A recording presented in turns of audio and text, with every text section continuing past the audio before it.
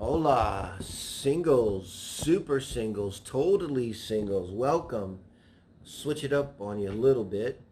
Um, Friday's weekend read was Four Pillars read, where it's kind of go and pick up your soulmate at the airport and bring them on down for a date so we can get to know them a little bit. I want to just do a 4-card spread here. One of the things come to me lately, I don't know if you're watching this channel, hopefully it's relevant to you, but I have prayer in my life now, just flat out, and I don't know, for some reason, like in my mind, I'd separated it from manifestation. Like my original prayer for manifestation of love was and I have issues with getting women who are mostly unavailable. Back in 2012 I did this. Let her come to me who is right and true for me, only so it serves the greatest good of each and causes no harm to either. Actually, I added in finally, because I try to keep it as succinct as possible and cover all the ground. Let her come to me of open heart, who is right and true for me, only so it's perfect for each and causes no harm to either. It just took 9 years, so there's no time on the other side. I've been there. But a lot of that's me. What I didn't realize is it really is all about us. It's all about us. It really is no other way. Gotta love yourself. If we don't love ourselves, Spirit brings in someone to help us learn to love ourselves. That's just how it works. Spirit's got our back, And when we love ourselves, Spirit brings in somebody that loves us, because that lesson's over, right? I think that's how it works. It took a while to get it. It's simple and it's really hard. So what I kind of want to look at today, what I thought would be most helpful, and just keeping in mind that you do have manifestation, you do have prayer. I don't go a lot into what I do. Music's a big part. Poetry. I'm a writer. Get on my Facebook page and look.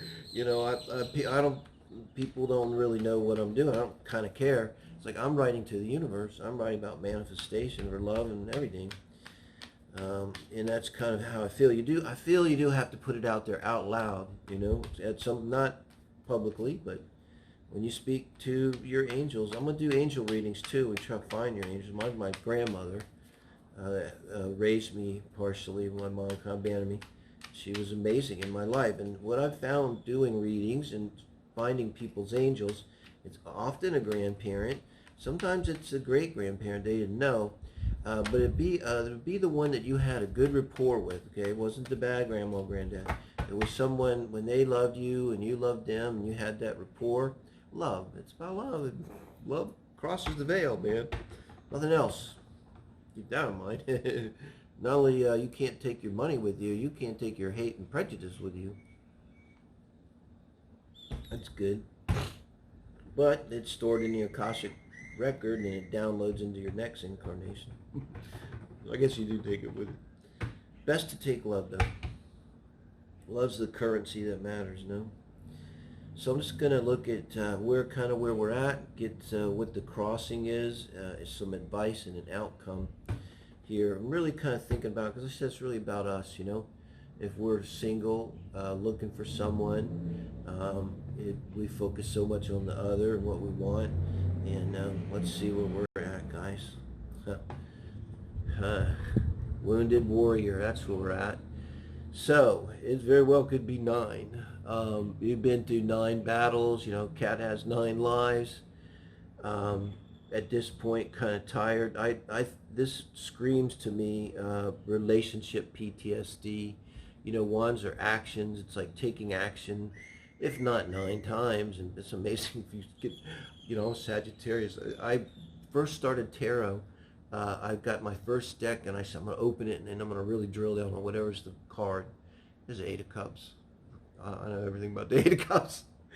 And I as I was reading about it, I said to myself, and I had to use my fingers, Margot, etc., and it was 8. I walked away from 8. So, in any case, it's a lot of struggles, a lot of heartaches, a lot of battles lost, And always remember, you can lose many battles and still win the war.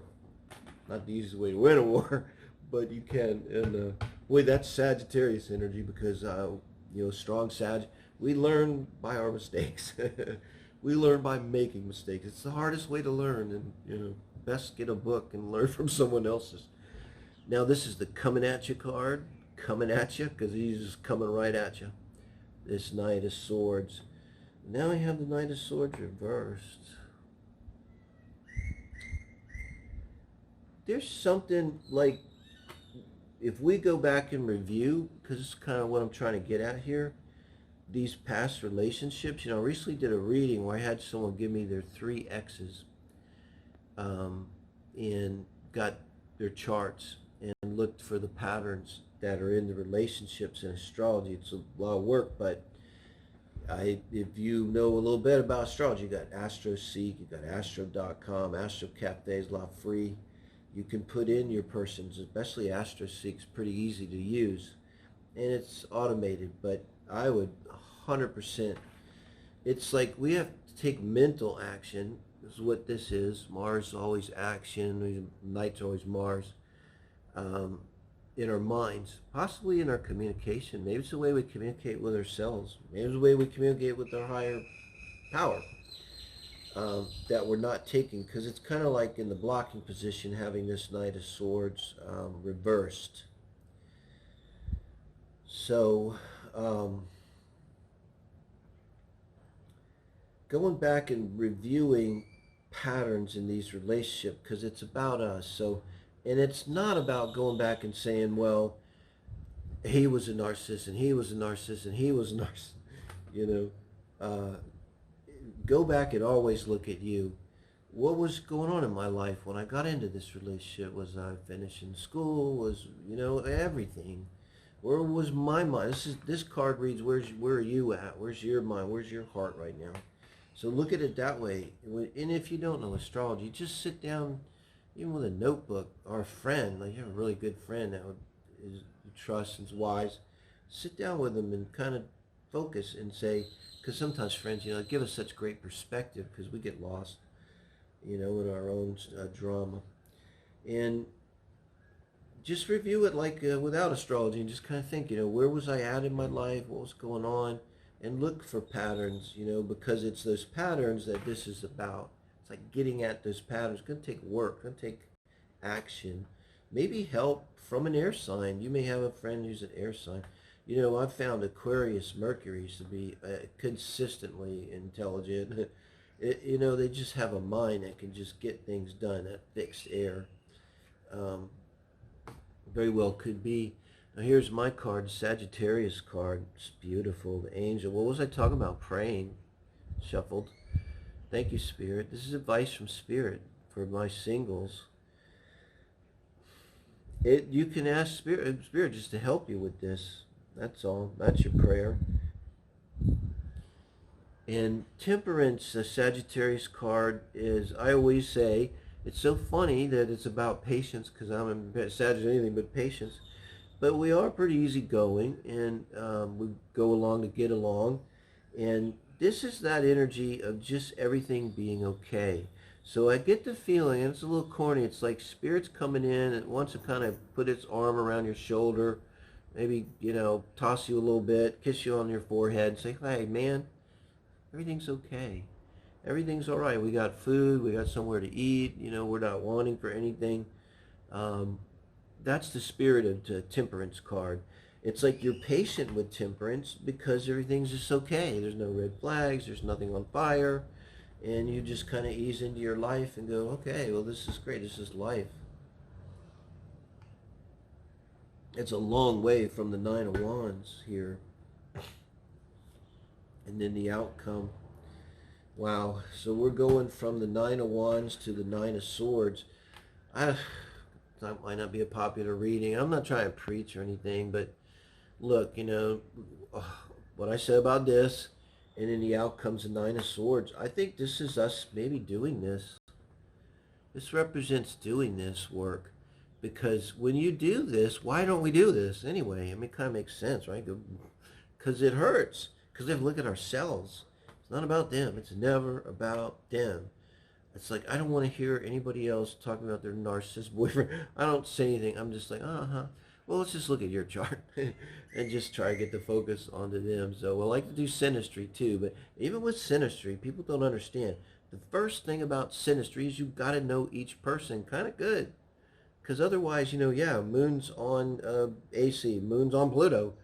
And that does mean something, but doesn't mean anything till you know how the individuals are. How's one individual's moon? How's the other one's Pluto? How are they operating? Then you really know something. And that's what you're doing. You're getting to know like the mechanics of yourself.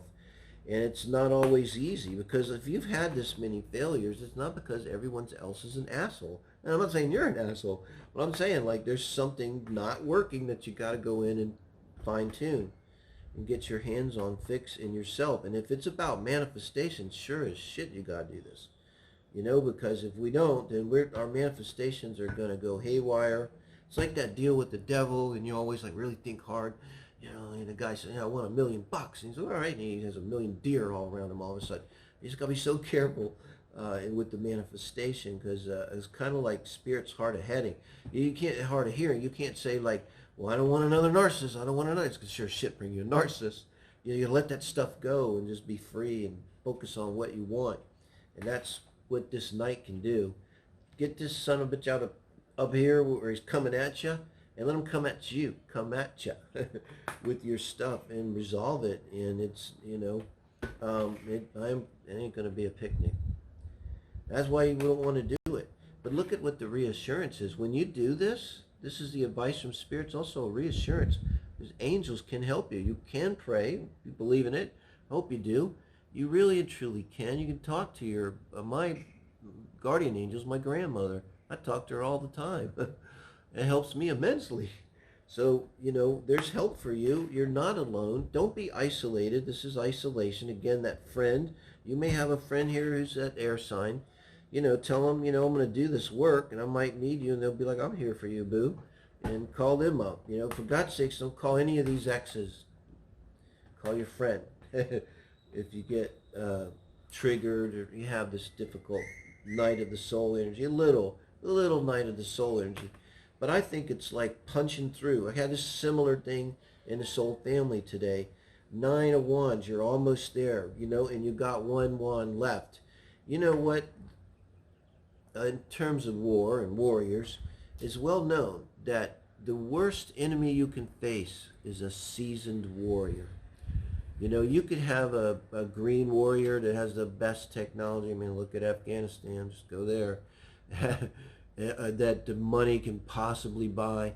But if you have seasoned warriors who fought many battles, okay? They're formidable enemies. So you turn that energy around, and you got that 1 wand left, and you learn from all of these experiences that you've had, these wands, these actions. And yeah, it's going to hurt a little. But out of it, you're going to get this temperance energy, just feeling easy and free and light, like a weight's lifted off of your shoulder. And the overall energy, which I count very strongly in this read, is a Queen of Pentacles here. That's got to be reassuring. I'm not talking to idiots here. The underlying energies, because whoever's watching this, you are stable. You are valuable. You do know your own worth. This is like a tweaking, and I think it has to do with manifestation very strongly. There's something that needs to be fixed to get your manifestation just right, because you're there. You're just almost there. Thank you, guys.